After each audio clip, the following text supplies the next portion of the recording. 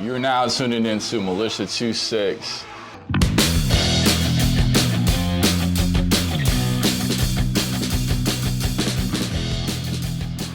I'm Joshua Stephenson, rhythm guitar and vocals.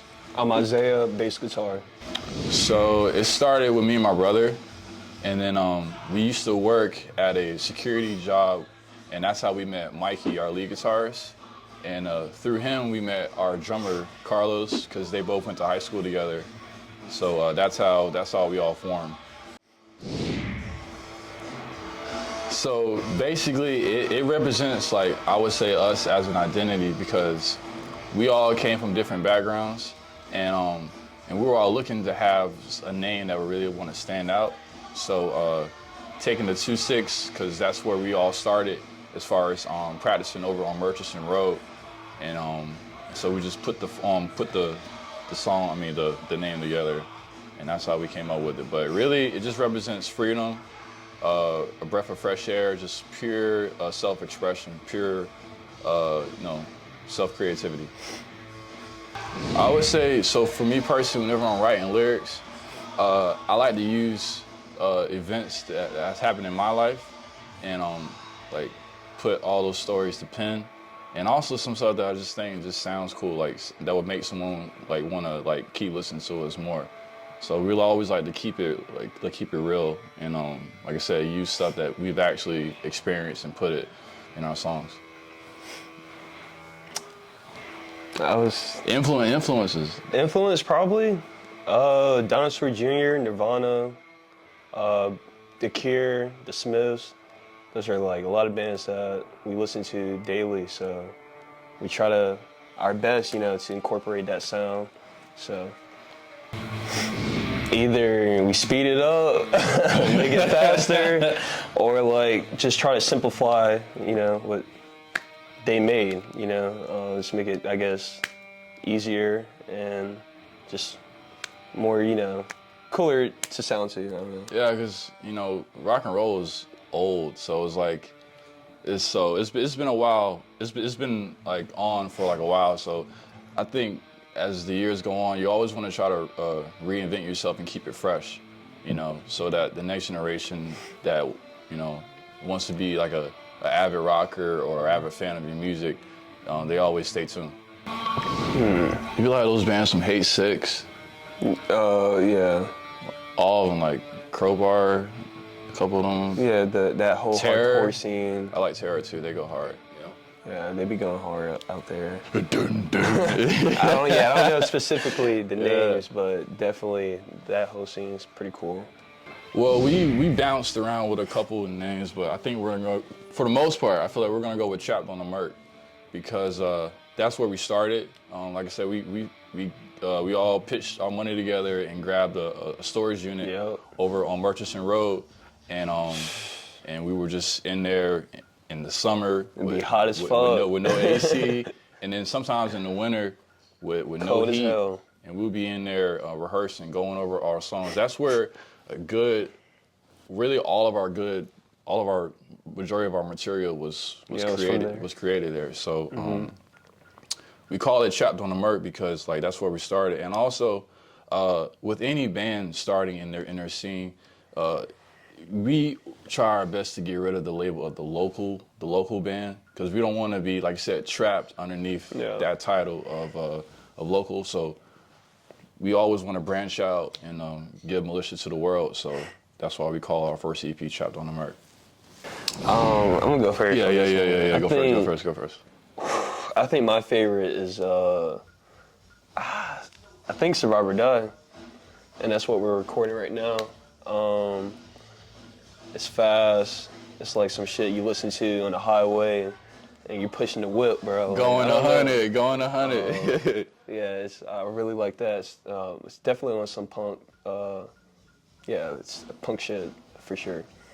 I really like Lost My Way, because really I feel like I like the lyrics because there was a lot of stuff in the song that I was actually personally going through that really the whole band was going through. The famous lyric, "Down on my luck, I thought she was my friend, come to find out you was hating in the end." Really whenever I was writing, I was like, yeah, that was actually what I'm going through, because through this music, it kind of exposed me to like who was really down, who was really going to support, who was going to be like a real friend, who was going to end up, hating and being fake. And through, like I said, through this music, I was able to see all that. And so that's a song that really means a lot to me. You can't really say that that's not going to happen. So you just gotta make sure that whenever you go on stage, you give it your all, because when someone takes the time out of their schedule to come see us, I want them to be like, damn, that was a great performance, and they gave me something that I will always remember. Yeah. And if the next act can't follow up with that, then that's not really our problem. Yeah. So unfortunately, yeah, it's just worrying about yourself. You just got to do good for your set. That's pretty much it. You got to do your best. Yeah, that's all you can do. Everybody wants to be number one, and yeah, that's cool. But like I said, at the end of the day, there's, as far as opportunity being a pie, everybody can get a slice at the table. God. So there's no need to hate. Yeah, there's no need to basically try to gatekeep or put all these parameters or do stuff to down the next person coming up, because everybody who's like the great bands like Stones, Zeppelin, AC/DC, Metallica, Megadeth, all of them started at a point where they were on the come up. Mm-hmm. And somebody had to give them, the opportunity to shine, and having them still feel comfortable with themselves that, hey, I can put these people on and I can still do my thing and not hate. I would say just making sure that everything is like right, because when we first started Militia back in 2023 of March, and if you fast forward from 2023 of March to today, then a lot of bands have put out vinyls, mixtapes, double albums, and we haven't put out. We just started to put out material. Like 2 singles, 3 now. Yeah, starting in 2024. So we try to really like space everything out. So when we finally do drop, we wanted it to be a big deal. So just making sure that everything sounds right, so that when we, because there's a lot of bands or a lot of people that never heard of MILITIA2SIX. Yeah. So when we give them the EP, we want them to be like, damn, this is hard. I seen them play live, and then now I'm listening to the tape, and I can't tell like which is great. So that's probably the biggest thing, just making sure that everything sounds good, making sure the drums sound good, the guitars sound good, the vocals sound good. Is it going to be catchy? Are people going to want to run it back? You know what I'm saying? Just going through all value, that. all that. Going through all that.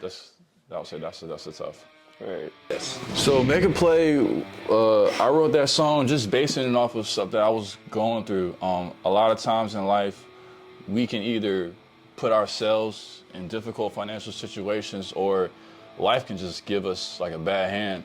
And our parents tell us, always stay on, to be honest and stay on, the straight and narrow path. But a lot of times we dive into, opportunities that may not be the best, but it can definitely get you out of a situation. But it's knowing that the consequences that comes with that. So that's why, the song, I try to make a play, do it on my own. But if I make one mistake, I might not get home.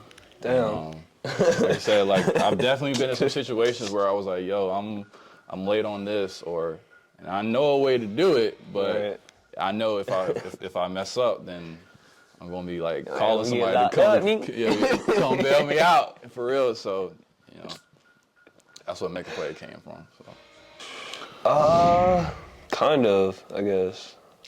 I try to at least try to work out. Yeah. I try to also follow. Ronnie James Dio has a crazy ritual where he drinks like half a beer and smokes like half a joint, and then he goes out. Sometimes that's worked out. Right, other times, you start panicking. Well, no. I try to work out. I don't sit and go like home, like nothing like that, none of that crazy stuff. But I usually try to work out. That's probably my one, but yeah. Usually for me, it's just like a shot of like. Probably like Don Julio, some shit.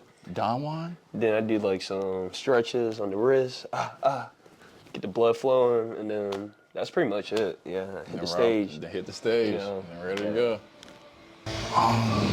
Boredom for me, because I would say without MILITIA2SIX, I think my life would be a hell of a lot boring.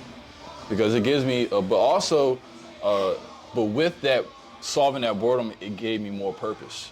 So I think that's what it solved boredom, and it solved a purpose. Because I've always tried to reinvent myself, and sometimes they worked out, sometimes they didn't. But this so far has been the most fulfilling that I've ever felt in my life, and that the best part is that we created it, with our own hands. So I think it solved that, a sense of purpose and boredom. Yeah, it's just being part of something bigger than myself. Like, if I die, y'all can still look up MILITIA2SIX. You know what I'm saying? Like, that's gonna be there forever. Like, that's really meaningful to me. So I don't know, I like that. Well, I think since we started, I feel like we've given people like a breath of fresh air, like on stage, because with our stage presence, the way we write our songs, us performing them on stage, like I said, we want to give people an experience so that, so whenever we go, whether it's Durham, Chapel Hill, Raleigh, Greenville, or Welcome, North Carolina, everywhere we go, we want people to be like, damn, like it's been a long time since I've seen something to this degree before in a while. Word. I would be like fast, catchy. What else? Abrasive, straight to the point. Right. Pure, undiluted. I was about to say a genre, but we can't say a genre. Yeah. Can't say a genre. Just pure, undiluted, just straight to the point. Right. Something that you're gonna remember, something that you're gonna come back and be like, yo, I need to listen to them songs again. For sure. I need to run it back again. There. Well, like I said, we're gonna give you a whole experience from the first note that we strike to the last chord. We're gonna give you an experience that you're gonna take home. And you're gonna be like, damn, that was well worth my money. Right. We're gonna engage you. We're gonna make you feel like you're a part of the whole experience, because when we come out on stage, we're not just MILITIA2SIX. The whole crowd is MILITIA2SIX, and we want you to be a part of all the fun, all the debauchery that comes with it. Go crazy, bro. Absolutely. We say Back for Blood. Back for Blood. We added it. Yeah. It would be Back for Blood. Yeah, we say Back for Blood. That's probably our most metal-like-ish song. Yeah. The first version of it is actually on YouTube now. If you search MILITIA2SIX Back for Blood, you'll see it. In the storage unit too. Yeah, it's actually that we mentioned earlier. Where we started off was on the storage unit on the Merc. In the original version, it was just straight through opening a riff and then verse, and then it would just repeat it. Yeah, and that's then it.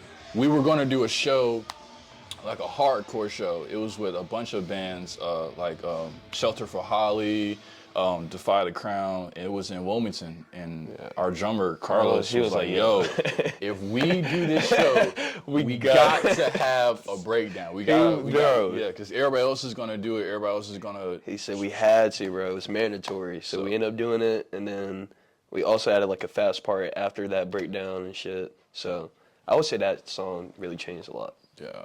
So we had to add it. It was like we had to Frankenstein it. We had throw in the breakdown, throw in the fast part. Throw a little bit of that. Yeah, throw a bit of that. And now it turned to a whole different beast. So I would say Back for Blood for sure. I would say 2024 when we got booked to play with DRI. Because the crazy thing about that whole story is that earlier that year in February, we were watching them just chilling at the apartment. Well, our old apartment, which used to be where me and Isaiah and Carlos lived, was also our rehearsal spot. We call it the Militia Manor. Yeah, the Manor. The Manor. And it was like a Saturday morning. We all woke up. We're sitting there eating, and we're watching DRI perform with Slayer. Yeah. And we're like, yo, all these bands go hard. And then fast forward that November, we had hit up a bunch of clubs to be like, yo, we want to play here. And freaking Kings responded back, and it was like, hey, we can add y'all on. and you guys open for DRI. And when I saw it, I had to be like, what? You know, I had to look at it a couple times just to make sure it was for real. And luckily they saw us, looked us up, checked us out, and it was like, yeah, add them on there. So we was like, yo, we literally just was sitting back watching them. Now we're gonna share the same stage with them. So I think after that point, I was like, yeah, if we're opening for legends, isn't that what crazy. Our influences are? Yeah, isn't that what our influences did?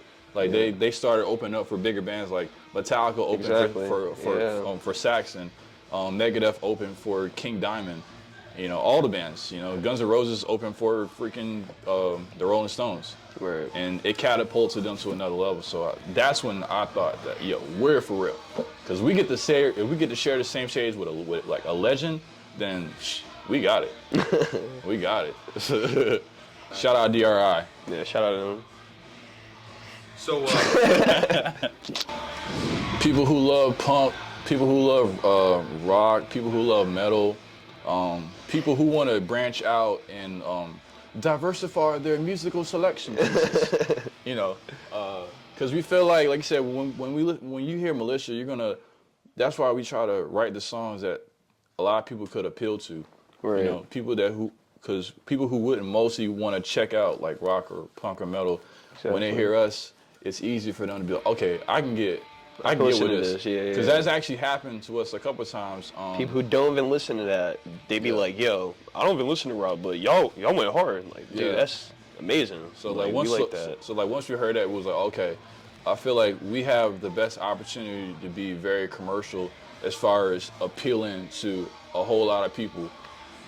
Yeah. The people who already love, you know, punk, rock, and metal, and people who don't usually get into that, like we can merge those two crowds together. That's why our drummer Carlos, he always puts that in our head as far as appealing to the purists and appealing to the tourists. Like the purists, those people, they're gonna be like, well, they had PRS guitars and let's see what their amps they got in. Yeah. And they went from E minor to, you know, G major. So that was kind of cool, you know. But or the purists, people just like, yo, like, I just love when guitars go. You know what I'm saying? So we want to appeal to both of those audiences. So. Shit. Damn. Messing up the recording, but he came in to get to that.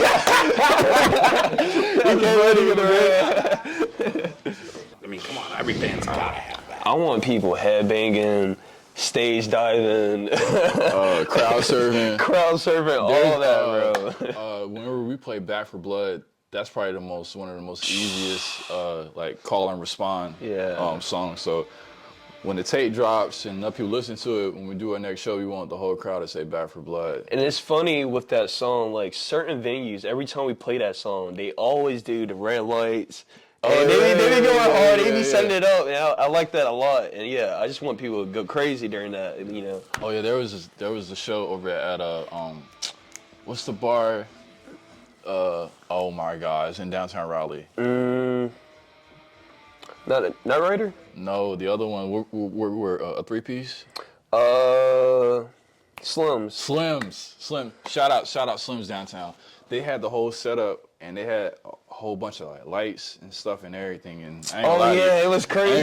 There were a couple of times we were playing. Lights, bro. They were messing with my mind, and I was supposed to be here, and I was like way over here. I was like, oh crap, here you go. But when they add the lights, it just creates more of that atmosphere, like you're witnessing a spectacle, you know. So that's what we want. You are right there. Like, you're in it. It's dude. 7 Horsemen. Yeah. Same thing. We're right next to you. Yeah, and that's what we want. Like, you know, yes, we have plans of, you know, playing at, you know, Shea Stadium or playing at Budokan in Japan, you know, or all those big arena-like places. But there is nothing like that close quarter club where I can literally feel the guy in the front row breathing. You know, but like you get to be right next to, you know, the audience, and their energy helps you go harder, and you going hard on stage makes them react more. So it's like a hand-in-hand thing. Buy our merch. Listen to us. Yeah, just listen to us for real. Give us a follow If we're in the area, you know, pull up to a show or get some. Yeah, we're not merch, like yeah. so superstars where we can't like talk to you. Yeah, so, like no, we love to chill. talk with all the people in the audience like after the shows and everything. Follow us on Instagram over at MILITIA2SIX. That's MILITIA number 2 SIX. And follow us on Spotify, Apple Music, all platforms. All that. Pressing that button is literally free. Do Yeah, that too. do that. Follow us also. Do that. Really cool. And Bandcamp too. Yeah, Shout out Bandcamp. On tour, get into it. On tour, yeah. Dropping music.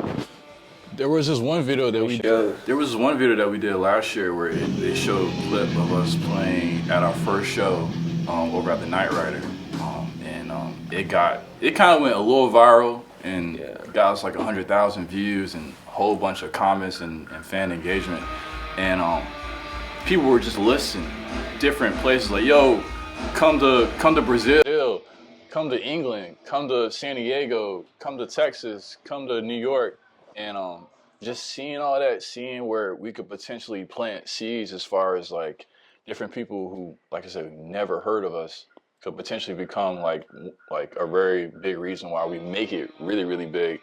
So I think next year, I just want to be on the road. I just want to be like full time, just on the road, city after city, doing what we love to do. Oh, and also probably sign too. Yeah. That's a no-brainer. Yeah. Have us, have us work with a company that could help, bring us to the next level. Because you can do all you can like by yourself, like DIY, but it's nothing like having like a machine behind you that can be like, yo, listen, like I can make this whole team, like go further. Right. So like a whole team, like worrying about y'all gonna be here, press releases, all that. So for sure. I think Josh, bro, my brother, I think he could do it. As long as all these places, I used to be really, really good with Wendy's because they had the 4 for $4, but then they got rid of it and that was an L. Yeah, and I will never forget that Wendy's. I've been a proud supporter of you guys for 25 years, and y'all took away the 4 for $4. But I wouldn't say like.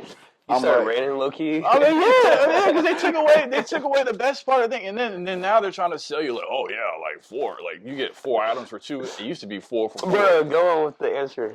Yeah, okay, all right. Well, anyway, like on tour, as long as I can, it don't take that much, for me to get like full as far as like food goes. So I can just eat like a little something, whatever, and I'll be good for a couple of hours. So yeah, he's cool, bro. But nah, I'm gonna need like Taco Bell or some shit. I know the same with those two, so yeah.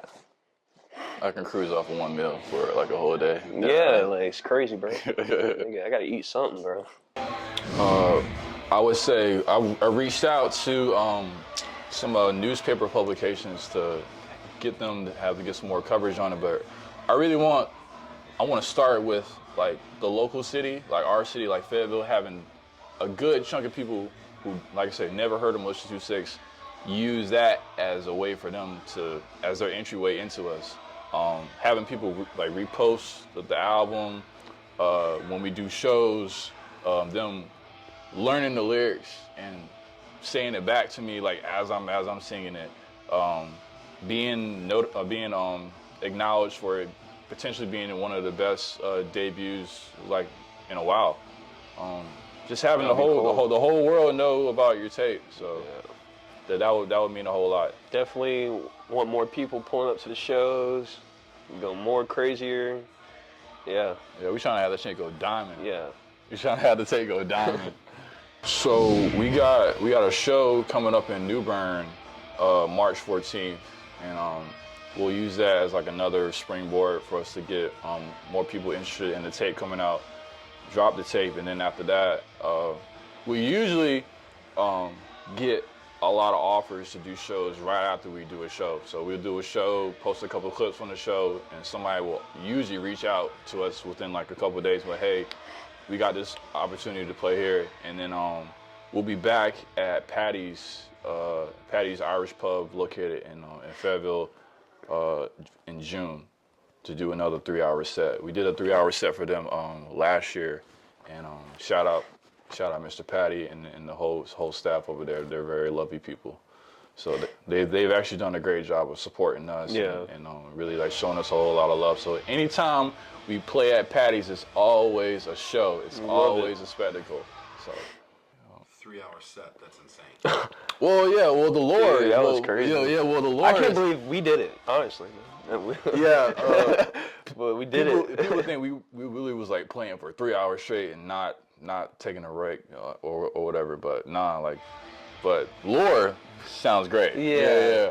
But yeah, we did it. We did a whole bunch of like covers. It was cool that night. And then obviously our own shit. But yeah, every time Patty's, it's always lit, bro. Yeah, so we're gonna run it back again in June. Keep on the lookout for that. June 13th, I believe. Yeah, June 13th. Thank all the fans that have pulled up to any of our shows. Shout out to David Scales, Professor, who's been a long time fan for us.